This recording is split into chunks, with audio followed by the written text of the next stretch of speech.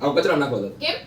આ તમારી ચા છે હા. તમે પીવો છો હા. અરે જો મેડમ તમે આ ચા છે ને પીવો છો ને એની અંદર શું છે ને તમને નથી ખબર શું? તમને એસિડિટી થાય છે હા. તો એનું કારણ છે આ ચા જો આ લિટમસ પેપર છે હા. બ્લુ લિટમસ પેપર ને મેં લાલ બનાવી દીધું એનો મતલબ આ શું થયું એસિડ છે પણ આ તો ચાના કલરને લીધે ન થાય. ચાના કલરના લીધે થાય. હાલો એનું પણ સોલ્યુશન આપું આમાંથી એક પેપર કાઢો